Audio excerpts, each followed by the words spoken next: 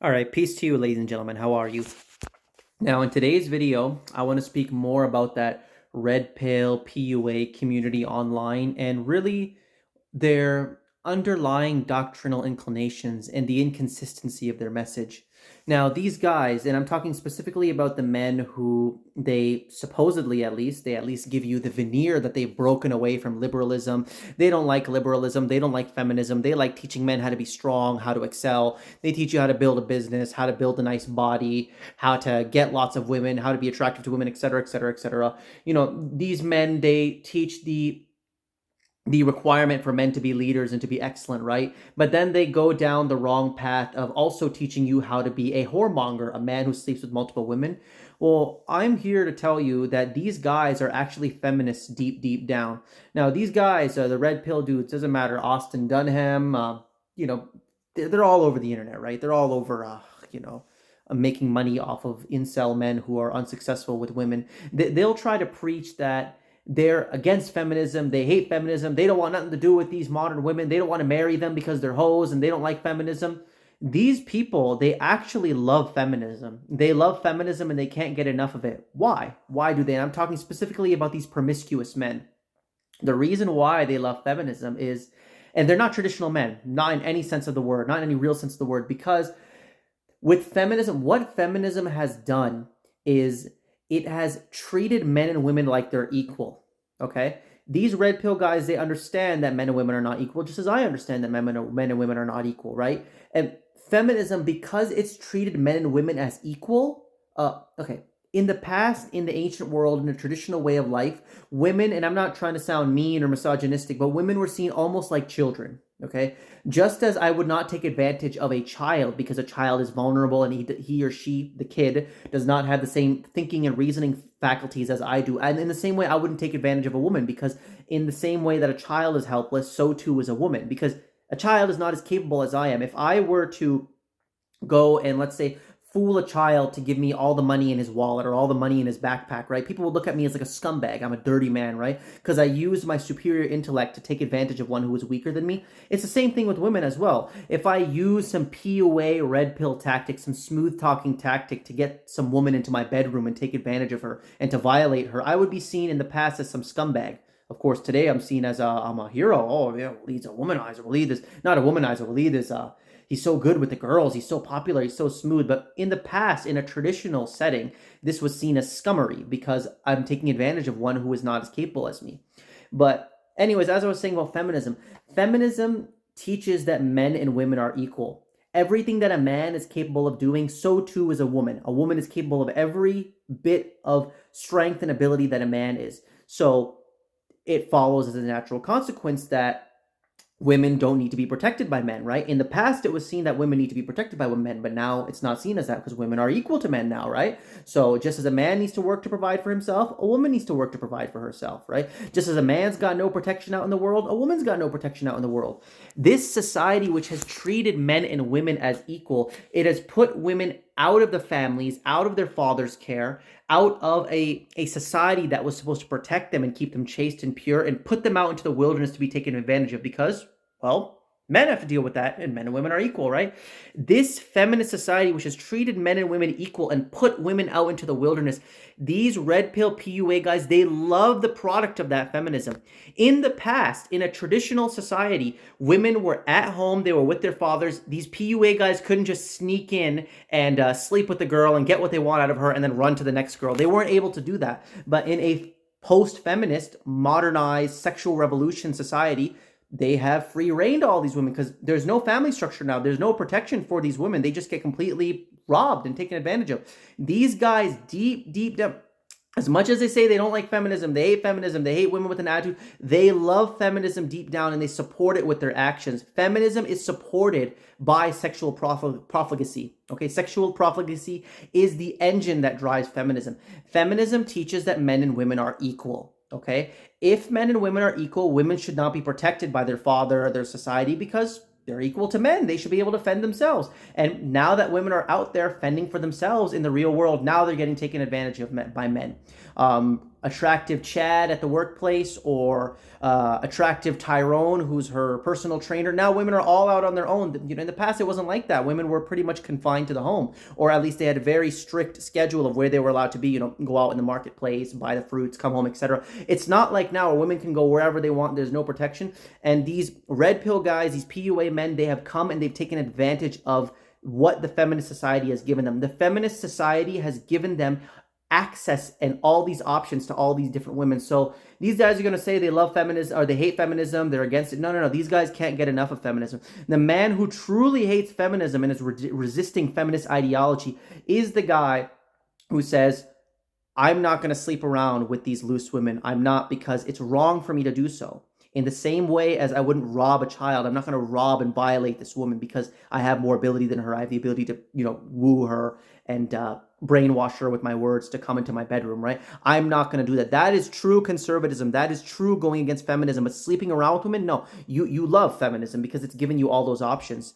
And another thing these guys will do, these red pill PUA dudes, is they'll say, like, they'll go on and on. They'll talk about a woman's sexual history, right? And it is shameful if a woman has a sexual history if she's not a virgin, right? And presumably, she's not a virgin, and the reason she's not a virgin is because she slept with multiple men that were not her husband, right? Because obviously, if a woman is an ex-wife, that's a different scenario, right? But they'll go on and on about a woman's body count. They don't like hoes, they don't like whores, they don't like women with a body count and all that stuff. Well, no, you guys love it. You guys love it. How do these women become whores? How do these women rack up a massive body count?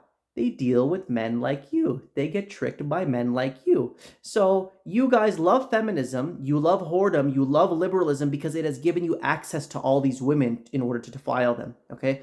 So that's really a quick video I wanted to say. If you want to be truly traditional in the real sense of the word, masculine, conservative, you are going to accept that it's not right to sleep around with women just like willy-nilly. Because if you do, I don't care what you say with your mouth, your actions are showing that you are a feminist deep down, and your actions are showing that you love whores. You love women with body counts. How do these women rack up their body counts? They rack up their body counts by being with men like you. You are contributing to the very problem that you make fun of women for. You trash women for having, and it is shameful when they have sex with men outside of marriage, right? But who are they having sex with? They're having sex with you.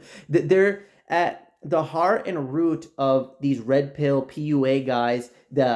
At the foundational level, there's a contradiction in their worldview. On the one hand, they hate feminism. On the one hand, they hate slutty women. They make fun of slutty women. They make fun of women for having a body count. But at the same time, they're contributing to women's body count. And they like that feminism has allowed women to be out on their own in the workplace, in society, and easy to take advantage of.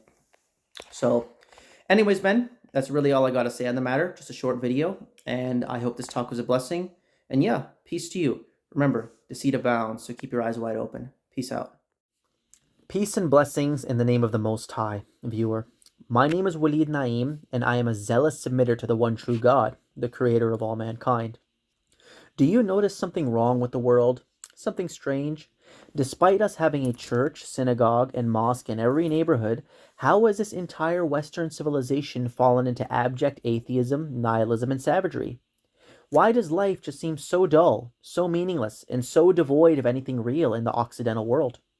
Despite the ubiquitous presence of these religious institutions, why are our so-called Muslim sons in large numbers drinking, smoking, partying, and chasing after women, with no seeming desire to do anything more with their life other than satisfy their base pleasures, when God has commanded them to be clean, righteous, and responsible leaders of their community?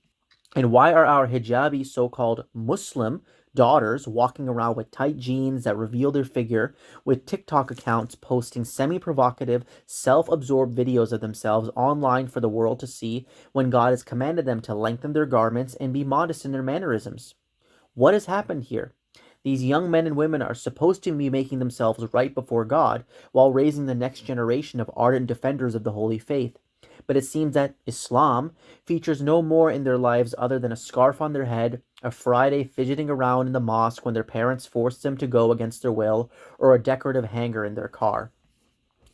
At this rate, if God allows us to continue going down the road it is, then Islam and the Quran will become pretty much non-existent in the lives of most of our descendants, if it wasn't already non-existent now. If we do not take a stand soon, In a few generations, our children's children will likely be indistinguishable from the secular West.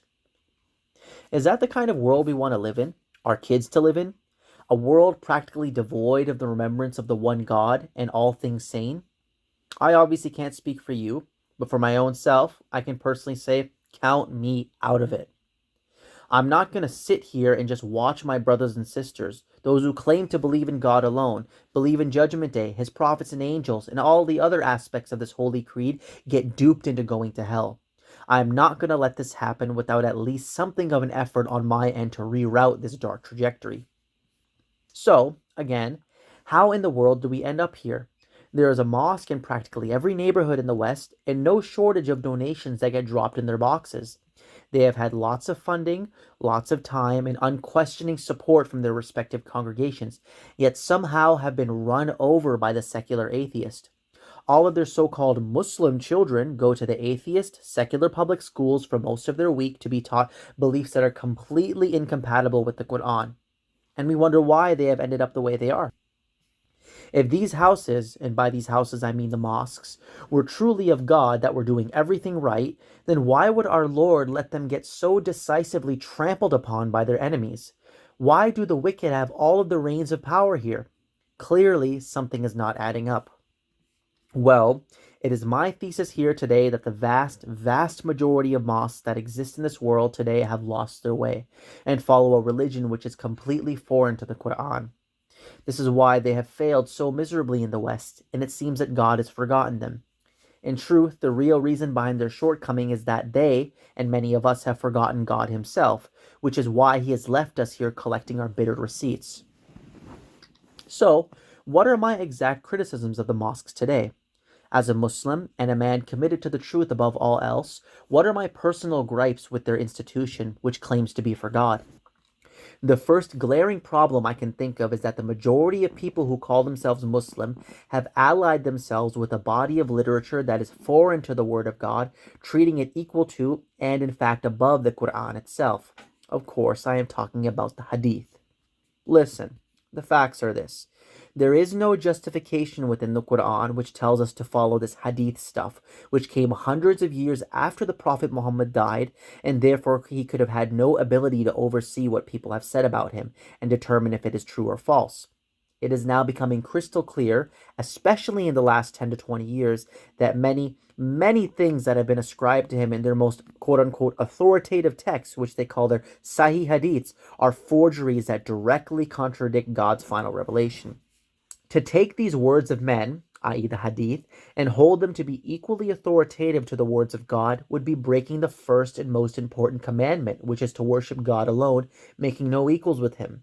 To say that these supposed words of Muhammad, which are not even Muhammad's own words, but simply very doubtful rumors about what people who existed hundreds of years after him say he said, that have been decided upon by the scholars as authoritative, holds equal, or in fact any weight in our faith comparable to the verbatim words of God Himself, the Holy Quran, is idolatry. You are exalting man's words to the status of divinity, which should only be given to God's words. Nothing comes even close to the Quran, because God, the creator of the heavens and the earth, is its author. This includes the Hadith too, which pales in comparison and is superfluous to the glorious Quran. If you are interested in seeing a full refutation of the Hadith, you may watch my video titled A Defense of Prophet Muhammad, David Wood and Hadith Exposed, which is linked below. In it, along with refuting and putting in his place the worst opponent of Islam on the internet, Mr. David Wood, I also expose how the Hadith is completely contradictory to the Quran and the source of much of the Muslim world's problems. It is a 2-hour-long documentary where I seek to demonstrate the true character of Muhammad in the Quran, defending his history and personality with primary source quotations. I clear the last prophet of God's name from the people who have tarnished his reputation the most, which are certain types of Christians, and, sad to say, Hadith-following Muslims, which have said many terrible things about him. No, Muhammad was not a money-hungry, tyrannical warlord who married a 6-year-old girl. He was a shy, humble, meek man who married adult women, had compassion for even his worst enemies, and oftentimes had a tough time even standing up for himself out of fear of hurting other people's feelings. This is all demonstrated in detail in my video. Once again, The link for that will be in the description under the tab, The True Character of Muhammad in the Quran. So that is the first problem with the mosques, the reason for which I feel they have been forsaken by God, their adoption of an apostate literature which contradicts their foundational scripture. The second point of contention I have with many of the mosques is their seeming unwillingness to say anything controversial which may make them face persecution from their government. The fact that 9/11 was not only an inside job, but the fact that no planes hit the Twin Towers on that day, and the whole charade was a hoax designed by the governments of the world to forever frame the Muslim people as terrorists and justify invasions in our countries, should be taught to every man, woman, and child. This great fraud of the September attacks has left such a lasting, enduring reputation on every brown person and Muslim in general that it should be discussed in every mosque. Our people are not responsible for that crime, but it was the governments of the world who carried out that plot and framed us for it. 9/11 is just only one small example, though. There are many, many other quote-unquote conspiracy theories, which are really just conspiracy facts, avoided by the mosques due to their controversy, like the fact that the monetary system in the West is an ungodly scam based on usury, the fact that the so-called healthcare system is a predatory empire which doesn't try to cure anybody, but instead makes money off of human suffering, the fact that sodomite propaganda is being promoted to the masses, including our children, and the fact that the thing which I will call the C-19er, to avoid censorship, was a hoax perpetrated by the powers that be to greatly expand their police state, censorship incentives, and surveillance systems worldwide in order to create their new world order, and much more. These governments that have occupied our lands are de facto terrorist regimes, and the mosques seem to say nothing of it. They appear to be more concerned with not being labeled extremists while they live their comfortable, well-funded lives, avoiding topics that are hard to deal with due to the abject persecution they bring. That is my second problem with them. They're at the very least lack of awareness, or if not, perhaps lack of willingness to address the real geopolitical situation going on in the world. And lastly, my third trouble with the mainstream mosques, which can also be put into the category of conspiracy facts, is their complete ignorance on the true nature of the earth.